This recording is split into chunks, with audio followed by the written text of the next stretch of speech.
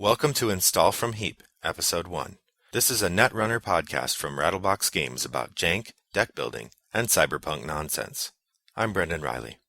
I've been playing the game for a little bit more than a year, but most of my in-person games have been against my 10-year-old daughter. This means I have an unusual and amusing personal meta. Over the summer of 2016, I started playing on the website jinteki.net and became much more interested in the overall evolution of the game.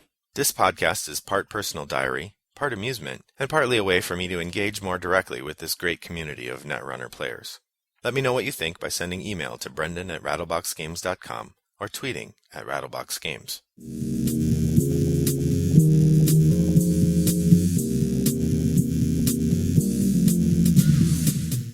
Clickthrough, trying to make Haas-Bioroid work.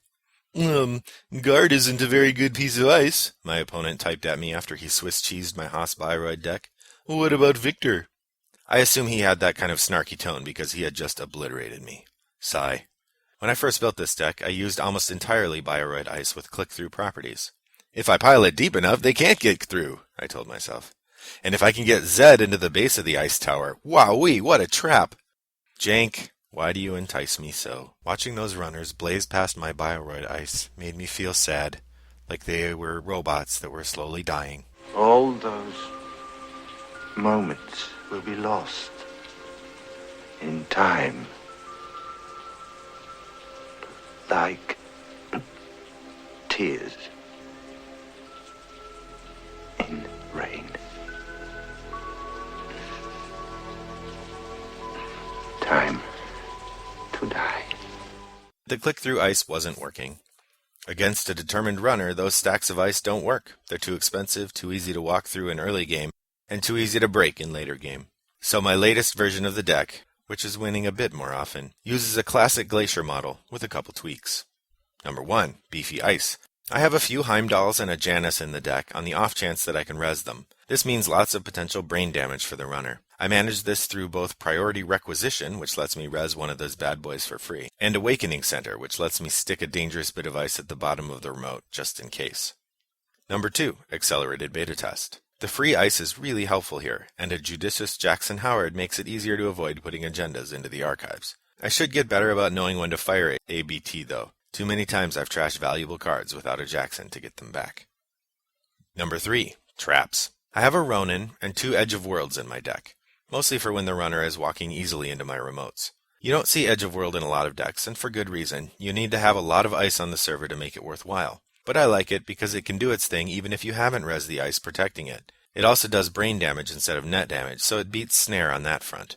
I really like the HB Agenda Defective Hand Chips as well, which you will recall reduces the runner's hand size by 1 when you score it. I can usually get 1 or even 2 of those scored, which makes the runner hesitant often to run too much more, and makes the Ronin or Edge of World that much more dangerous.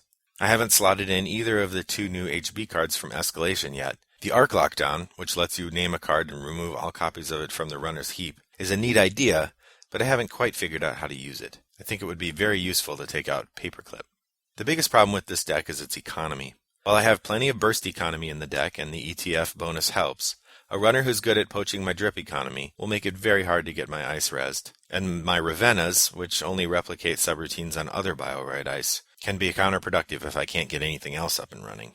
So I'm stuck fiddling with my Haas-Bioroid click-through deck, trying to find the right balance of ice that runners can click through, brain damage that will catch them, and a fun deck to play.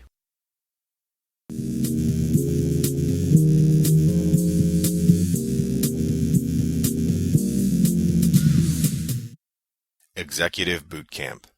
As part of the process of growing from being a hayseed player to a slightly less hayseed player, I've been tackling some core concepts each week, and I thought I'd share these here. Experienced players are encouraged to message me to explain how I've screwed up these explanations. This week's concept is one I picked up the first time I played on jinteki.net, the paid ability window and rezzing. When I first started playing, we assumed that corps were supposed to res their assets on their own turn. This meant that drip economy cards like Pad Campaign and Adonis Campaign would get rezzed at cost and then left vulnerable to a runner running for a turn before we get to reap any benefits from them.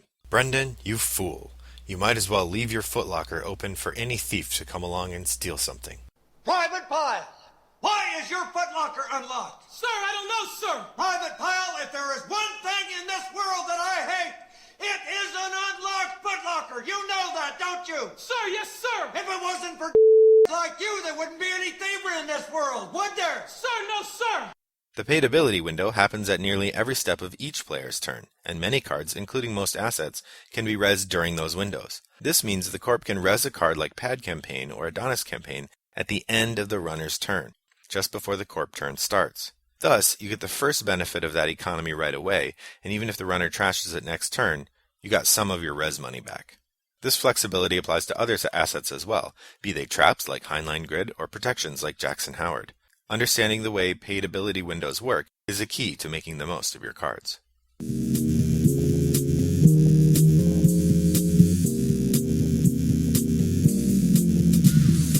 Flavor of the Week. One of my favorite features on stimhack.com is running on italics, a column about the flavor text on cards. In homage to that column, I'll take a moment at the end of each podcast to look at one card I talked about today in the context of its flavor and theme.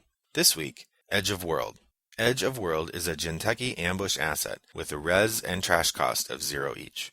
It reads, if Edge of World is installed and you pay 3 credits when the runner accesses it, do 1 brain damage for each piece of ice protecting this server. There's no flavor text, and the art shows a stylized waterfall. I think of this when I imagine those films where a group of people on a boat are paddling for their lives, and they don't notice that the water is going faster and faster. Then suddenly they realize that the water is flowing too fast, and they sail off the edge of the waterfall, and, well, Bob's your uncle. Oh boy. Deciduous trees lining the riverbank. Suman shrubs with extreme protococcus. Steadily increasing water current. Spike. I think we can assume the stream gets pretty rough up ahead.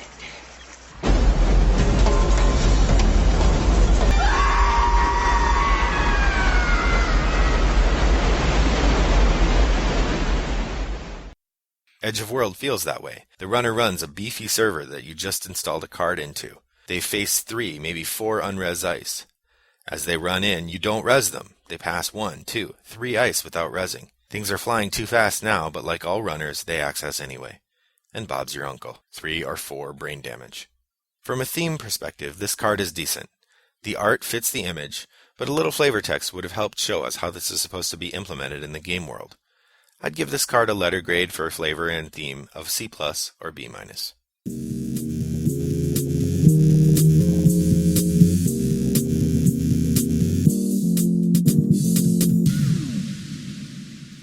The Last Click.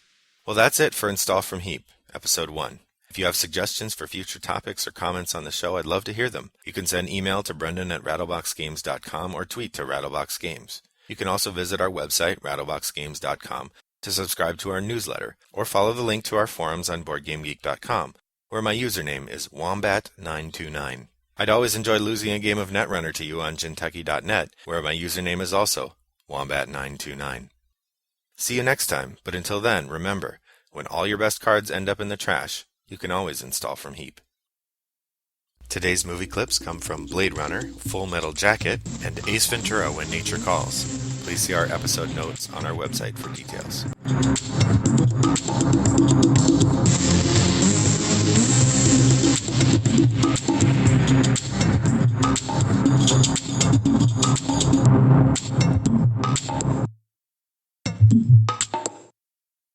Brought to you by Rattlebox Games.